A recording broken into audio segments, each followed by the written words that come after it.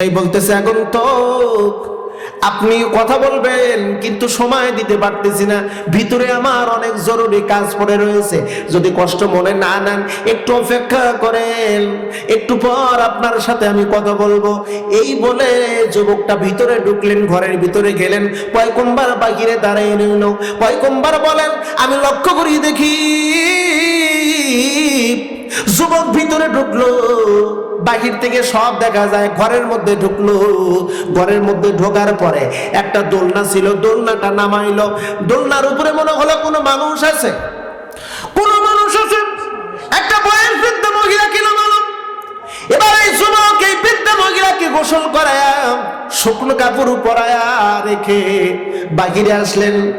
আর পুটলি ছিল, একটা ব্যাগ ছিল, ব্যাগের ভিতর থেকে মনে হলো মাংস বের করলো।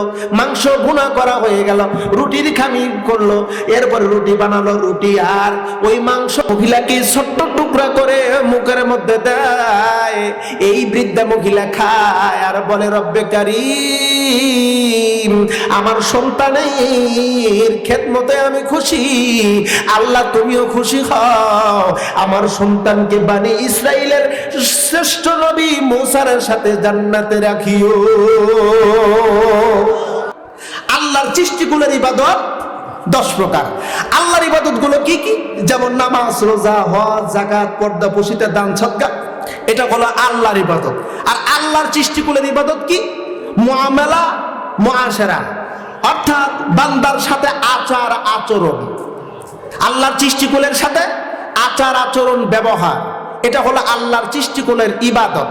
আল্লাহর ইবাদতের ত্রুটি হলে আল্লাহ ইচ্ছে করলে মাফ করে দিতে পারেন, কিন্তু আল্লাহর সৃষ্টিকুলের ইবাদতের যদি ত্রুটি হয় আল্লাহ মাফ করবে না। কথাটা ভালো করে বুঝবেন। মূলত ইবাদত হলো 2 ভাগে বিভক্ত। আল্লাহর ইবাদত 10 প্রকার, আল্লাহর সৃষ্টিকুলের ইবাদত 10 প্রকার। এই আল্লাহর সৃষ্টিকুলের 10 প্রকার ইবাদতের মধ্যে 1 প্রকারের ইবাদত হলো আপনি কার সাথে, মানব জাতির সাথে কার সাথে কেমন আচরণ করবেন। যেমন পিতামাতার সাথে কেমন আচরণ, সন্তানের সাথে কেমন আচরণ, স্ত্রীর সাথে কেমন আচরণ, আপনার প্রতিবেশীর সাথে কেমন আচরণ, আপনার যিনি লিডার নেতা তার সাথে কেমন আচরণ, আপনার যারা অধীনস্থ মানে যারা কর্মী তাদের সাথে কেমন আচরণ। এই আচরণগুলোকে 1 প্রকার বলা হয়েছে। যেমন কয় প্রকার?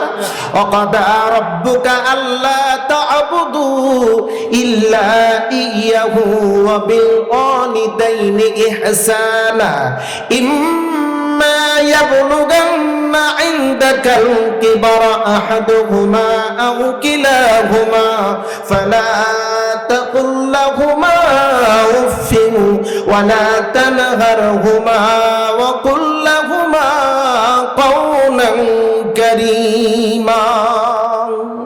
এখানে আল্লাহর সৃষ্টিকুলের ইবাদত সম্পৃক্ত একটি আয়াত সুস্পষ্ট ভাবে উল্লেখিত।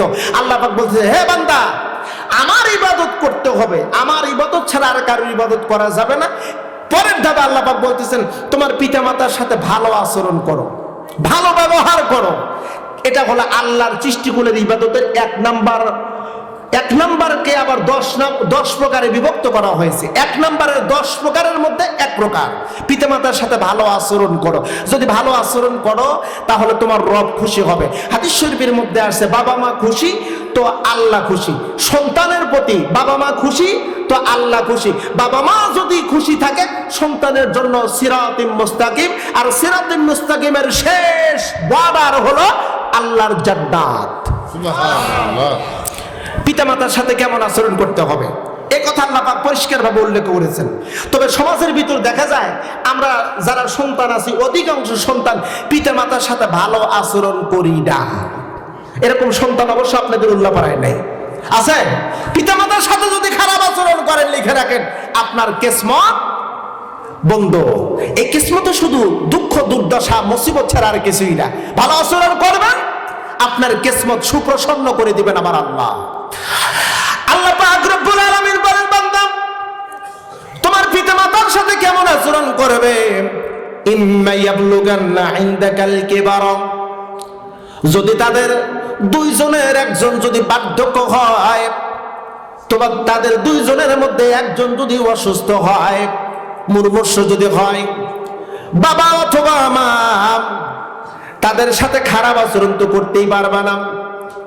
বরং তাদের সামনে উফ শব্দটি জোরে করে আওয়াজ করতে পারবে না, এমনকি তাদেরকে ধমক দিয়েও কথা বলবা না।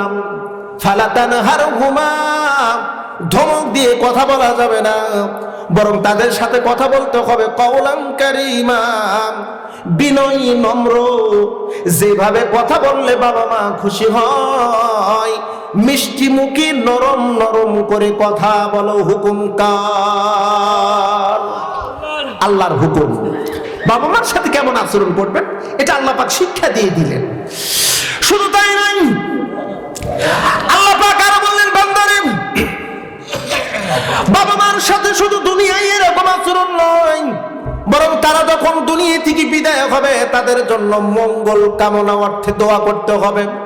সে দোয়া শিখে দিয়েছেন, আমার সাথে পড়ুন। যাদের বাবা মা দুনিয়া থেকে বিদায় হয়েছে, যাদের বাবা মা এখনো আছে জীবিত, দোয়া করুন, রব্বির হামহুমা কামা রব্বায়ানি সগীরা। আয় আল্লাহ, শৈশবকালে আমাদের বাবা মা যেমন করে কোলে পিঠে করে মানুষ করেছে, যত্ন করেছে, আদর করেছে, সোহাগ করেছে, আল্লাহ কবরের মধ্যে তেমন করে বাবা মা কেউ এমন করে আদর করো। বাবা মাকে এমন করে তোমার রহমতের চাদর দিয়ে বেষ্টন করে জড়ায় ধরে রাখো। তার মানে হলো তাদের জন্য দোয়া হলো, আল্লাহ বাবা মার কবর তুমি জান্নাতের টুকরায় পরিণত করে দাও। প্রিয় বন্ধু, বাবা মা কত বড় নিয়ামত। যারা হারিয়েছে তারা কেবল জানে বাবা মা হারানোর কি যন্ত্রণা। আমি গুলজার, আমি এমন করে বলি মাঝে মধ্যে, বাংলার জমিনের বিভিন্ন প্রান্তরে যখন যাই, বউ যদি ফোন দেয়, বউ ফোন দিয়ে বলে আমার আসার সময় এটা লাগবে, ওটা লাগবে, আমার এই জিনিস লাগবে, সেই জিনিস লাগবে, আনবা কিন্তু। যদি না আনি, ঘটনাক্রমে কোনো একদিন বউ বাচ্চার চেহারার দিকে তাকাইলে মনে হচ্ছে অমাবস্যার রাত মনে হয় মুখের উপর ঝাপসা পড়ছে। এরকম হয় না ভাই? কিন্তু জনম দুঃখী মা পৃথিবীর যেই প্রান্তরে থাকেন না কেন, আমিও নিজে বাস্তবিক টেলিফোন করে বলেন তোমার শরীর স্বাস্থ্য ভালো আছে কিনা, খাবার খাইছো কিনা। আজকে লম্বা জার্নি করে যখন আসতেছিলাম ফোন দিচ্ছি, আমি বললাম যমুনা সেতু পার হয়েছি। বলো দিকটা মাহফিলে যাবা নাকি বাড়িতে আসবা? আমি বললাম মা বাড়িতে যাবো। আমার মনে আছে, জি মনে আছে আমার। আপনাদের কষ্ট হচ্ছে? কারণ আমাকে তুলে দিয়েছিলেন 11টার পরে। বিশেষ করে আমি তো জানি যে মানে ম্যাক্সিমাম মাহফিল 10টা বা 9:30টার দিকে তুলে দিলে ভালো হয়। মানে এটা আপনারা পড়বেন পরবর্তীতে, ভালো করে লক্ষ্য করবেন বন্ধু। বলছি শুধু বাড়িতে আসবো, অলরেডি খাবার তৈরি করা শেষ। মাগরিবের পরে বাসায় ঢুকেছি, খাবার বা এত তাড়াতাড়ি খাবার কেন? বলে তুমি যে আসছো না খেয়ে আসছো, আমি তো জানি, এই জন্য খাবার প্রস্তুত করে রেখেছি। এটি হলো মা, এটা হলো মা। এ মুসলমান, যদিও বিশ্বনবী বলেছেন বাবা মা যদি তোমার পক্ষে দোয়া করি তোমার কিসমত খুলে যাবে, তোমার জন্য ভাগ্য সুপ্রসন্ন হয়ে যাবে। বুখারীর বর্ণনায় হযরত মুসা কালিমুল্লাহ দোয়া করছেন আল্লাহর কাছে, রব্বে কারীম আমার সাথে জান্নাতের ভিতরে কে থাকবে, আমার সাথে কে জান্নাতের মধ্যে থাকবেন? আল্লাহ পাক জানাই দিলেন পয়গম্বর, বনি ইসরাইলের অমুক এলাকার একজন কসাই আপনার সাথে জান্নাতের মধ্যে থাকবে। মুসা আলাইহিস সালাম মাইন্ড করলেন, তিনি হলেন জলিল কদর একজন নবী, 70,000 নবীর সর্দার হযরত মুসা আলাইহিস সালাম। মুসা বললেন রব্বুল আলামিন, আমি একজন নবী আর আমার সাথে একজন থাকবে কসাই। বলে হ্যাঁ আমি রব, ওই কসাই কি তোমার সাথে জান্নাতে থাকার ব্যবস্থা করে দিয়েছি। মুসা আলাইহিস সালাম বলে রব্বুল আলামিন, লোকটাকে তো দেখা দরকার। আইডেন্টিফাই করলেন, চলে গেলেন এলাকায়, খোঁজ করতেছেন। এই কসাইয়ের খোঁজ করে লোকজন বলতেছে আগন্তুক, কসাই একটু আগে গোশত বিক্রয় করেছে, বাড়ির দিকে চলে গেছে, এই দিকে যাও, এই দিকে সামনে একটু অগ্রসর হলেই তার বাড়ি পাওয়া যাবে। মুসা আলাইহিস সালাম খুব তাড়াতাড়ি করে এই কসাইয়ের বাড়ির দিকে অগ্রসর হলেন। কসাই এখনো ঘরের ভিতর ঢোকেন নাই, বাড়ির ভিতর ঢোকেন নাই। মুসা আলাইহিস সালাম কসাইয়ের সামনে গিয়ে উপস্থিত, বলতেছেন, ওগো ভাই, তোমার সাথে কিছু কথা আছে। কসাই বলতেছে, আগন্তুক, আপনি কথা বলবেন, কিন্তু সময় দিতে পারতেছি না, ভিতরে আমার অনেক জরুরি কাজ পড়ে রয়েছে, যদি কষ্ট মনে না নেন একটু অপেক্ষা করেন, একটু পর আপনার সাথে আমি কথা বলবো। এই বলে যুবকটা ভিতরে ঢুকলেন, ঘরের ভিতরে গেলেন। পয়গম্বর বাহিরে দাঁড়িয়ে রইল। পয়গম্বর বলেন, আমি লক্ষ্য করি দেখি যুবক ভিতরে ঢুকলো, বাহির থেকে সব দেখা যায়, ঘরের মধ্যে ঢুকলো। ঘরের মধ্যে ঢোকার পরে একটা দোলনা ছিল, দোলনাটা নামাইলো। দোলনার উপরে মনে হলো কোনো মানুষ আছে, কোনো মানুষ আছে। একটা বয়স বৃদ্ধ মহিলাকে নামালো। এবার এই যুবক এই বৃদ্ধ মহিলাকে গোসল করায়া, শুকনো কাপড় পরায়া রেখে বাহিরে আসলেন। আর পুটলি ছিল, একটা ব্যাগ ছিল, ব্যাগের ভিতর থেকে মনে হলো মাংস বের করলো। মাংস ভুনা করা হয়ে গেল, রুটির খামির করলো, এরপর রুটি বানালো। রুটি আর ওই মাংস মহিলাকে ছোট্ট টুকরা করে মুখের মধ্যে দেয়। এই বৃদ্ধা মহিলা খায় আর বলে, রব্বে কারীম, আমার সন্তানের খেদমতে আমি খুশি, আল্লাহ তুমিও খুশি হও, আমার সন্তানকে বনি ইসরাইলের শ্রেষ্ঠ নবী মুসার সাথে জান্নাতে রাখিও, আমার সন্তানকে মুসার সাথে জান্নাত দিও। মা দোয়া করেছে, ওই দোয়া আমার আল্লাহ ফেরত দেন নাই। সুবহানাল্লাহ একটু বলবেন না? অনেক যুবক আছে মায়ের কাছ থেকে দোয়া নেই না। আমি বলছি আর মায়ের দোয়া, বাবার দোয়া, আমার কিচ্ছু নাই, আমার সব হলো বাবা মার দোয়া। আমার বাবা মা মাঝে মধ্যে বলে, বাবা আল্লাহ তোমাকে আরো অনেক বড় বানাবে, আরো অনেক বড় বানাবে। আমি বলি, মা অনেক তো বড় বানাইছে। বলে, না, আরো বাকি আছে, আরো বড় বানাবে তোমাকে। ও মুসলমান বন্ধুরা, আমার যুবক ভাইরা, বাবা মার দোয়া, আমি বলি বাবা মার মুখ হলো মক্কা মদিনা। তারা ভালো দোয়া করলে কবুল করেন আমার আল্লাহ, মন্দ দোয়া করলেও কিন্তু কবুল করেন কে? আর বাবা মার কাছ থেকে দোয়া নেওয়ার জন্য মনকে মন, টনকে টন, খাবার খাওয়ানোর প্রয়োজন নাই। একটু লক্ষ্য করে দেখেন, আপনি শ্বশুর বাড়িতে গেছেন, আপনার আরো কয়েকটা ভাইরা ভাই আছে, এরকম আছে না? ভাইরা ভাই কয়েকজন আছে না? আপনার পুঁজি কম, ইনকাম কম, তাই আপনি মিষ্টি নিয়েছেন 2 কেজি, ফল নিয়েছেন 3 কেজি, মোটামুটি এগুলো নিয়ে শ্বশুর বাড়িতে গেছেন। গিয়ে দেখেন আপনার আর এক ভাইরা নিয়ে গেছে 10 কেজি ফল, 10 কেজি মিষ্টি। বলেন তো, এই শ্বশুর শাশুড়ি আপনার প্রতি বেশি খুশি হবে নাকি আর এক ভাইরার প্রতি? কথা বলেন না কেন? আর বাবা মা, জনম দুঃখী মার বাবা, মন কেমন, টন কেটন, কেজি কেজি কেনার দরকার নাই। বাজার থেকে বাড়ির দিকে আসবেন, পকেটের মধ্যে 2টা আঙ্গুর, একটা আপেল, একটা কমলা নিয়ে আসবেন। নিজের হাত দিয়ে বাবার মুখে দেন, মায়ের মুখে দেন। পীরকে যতই খাওয়ান, ওরা যত দোয়া করুক, কবুল হতেও পারে, নাও পারে। আর একটা আঙ্গুর, একটা আপেল, একটা কমলা নিজ হাত দিয়ে বাবা মার মুখে খাওয়ায় দিবেন। অন্তর থেকে বাবা মা দোয়া করবে, আর ওই দোয়া যদি সন্তানের কপালে থাকে, এই সন্তানের জন্য এই দুনিয়ায় জান্নাত, এই দুনিয়ায় তার জন্য জান্নাত হয়ে যাবে। এরকম ভাবে একটা বাবা দোয়া করেছিল ছোট্ট এক বাচ্চার জন্য, যেটা কোরআনুল কারীম আল্লাহ রব্বুল আলামিন রেকর্ড করে দিয়েছেন। ছোট্ট বাচ্চার জন্য দোয়া করেছিলেন।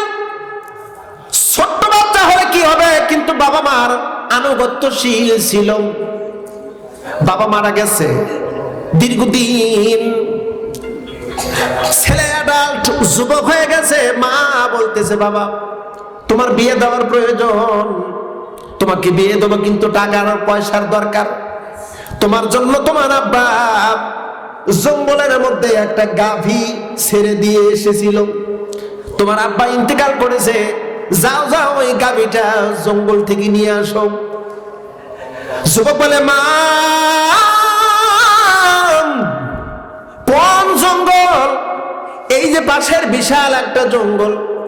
যুবক বলে, মা গো, এই জঙ্গলের ভিতর বাঘ ভাল্লুক হিংস্র পশু আছে, এই গাভীটাকে তো তারা খেয়ে ফেলেছে। মা বলে বেটা রে, আমার মনের বিশ্বাস ওই জঙ্গলের যতই হিংস্র প্রাণী থাকুক না কেন ওই গাভীটার কোনো ক্ষতি করতে পারেনি, খাওয়া তো দূরের কথা। যাও তুমি ডাক দাও, ডাক দিলি দেখবে তোমার কাছে গাভী চলে আসবে। কি বলে ডাক দেব? মা শিখায় দেয় বাবা রে, ডাক দিবা, হে আমার আব্বার গাভী, আল্লাহর হুকুমে আমার কাছে চলে আসো। যুবক চলে গেল জঙ্গলের কাছে, এমন করে ডাক দিতে দেরি গাভীটি অল্প সময়ের ভিতরে যুবকের কাছে চলে আসলো। জোরে করেন একটু সুবহানাল্লাহ। এটা আমার মুখ বানাওটি গল্প, কিন্তু এটা কোরআনুল কারীমের রেকর্ড আছে। সূরাতুল বাকারা আয়াত নাম্বার 69। এই আয়াতের সারে নজুল সম্পর্কে জানলে এই ঘটনাটা বুঝতে পারবেন। যুবকের কাছে গাভী আসলো, যুবক গাভীটা ধরলো, গাভী নিয়ে বাড়িতে আসলো। সুন্দর অতি চমৎকার একটা গাভী। মা বলল বাবারে, আগামীকাল গাভী বিক্রয় করবে বাজারে। গাভী নিয়ে এবার সন্তান পরের দিন সকালবেলা বাজারে যাবে। মাকে ডাক দিয়ে বলতেছে, মা গো, গাভীটা কত টাকা হলে বিক্রয় করব? এবার মা বলে বেটা রে, আপনাদের কি বোঝানোর উদ্দেশ্য বলতেছি, গাভী বিক্রয় করবে 20,000 টাকা। জোরে বলুন কয় হাজার টাকা? 20,000 টাকা হলে বিক্রয় করে দিবা। গাভী নিয়ে এবার ছেলে যাচ্ছে বাজারের দিকে। বাজারে যাবে গাভী বিক্রয় করার জন্য। প্রতিমধ্যে দুইজন ক্রেতা দাঁড়ানো। এবার ওই দুই ক্রেতা যুবককে ডেকে বলতে, যুবক রে, তুমি বুঝি গাভী বিক্রয় করবে? বলে হ্যাঁ হ্যাঁ, গাভী বিক্রয় করব। এ যুবক, তোমার গাভী অতি চমৎকার, খুব সুন্দর, তোমার গাভীর দাম হলো 40,000। মা বলছে কত? কত? আর ক্রেতা দাম করলো কত? 40,000। তাহলে তো গাভী বিক্রয় করা যায় নাকি কম? যুবক বলতেছে, ও ক্রেতা দয়, আমার মা 20,000 টাকার কথা বলেছে, আর আপনারা বললেন 40। তাহলে মার কাছ থেকে শুনে আসি, শুনে এসে তারপর আপনাদের কাছে গাভীটা দিয়ে দেব। আমরা হলে কি করতাম? কথা বলেন না কে? 20,000 বেশি পাইছে, ওটা উল্টো পকেটে রাখা যাবে। যুবক এবার মার কাছে গেল, মাকে বলল, মা, দুইজন ক্রেতা গাভীর দাম বলছে 40, তুমি তো বললা 20। মা বলতেছে যাও বিক্রয় করে দাও 40। গাভী নিয়ে এবার বাজারের দিকে আবার আসতেছে। ওই দুই ক্রেতা ডাক দিয়ে বলতেছে, যুবক রে, আমরা বেইনসাফ করেছি, এত সুন্দর গাভী 40,000 টাকা দেওয়া এটা তোমার উপর জুলুম করা হবে, তাই আমরা নির্ধারণ করেছি 80,000 টাকা দেব। জোরে বলেন না একটু? তাফসীর এভাবেই আসছে। যুবক বলতেছি, একটু আগে বললেন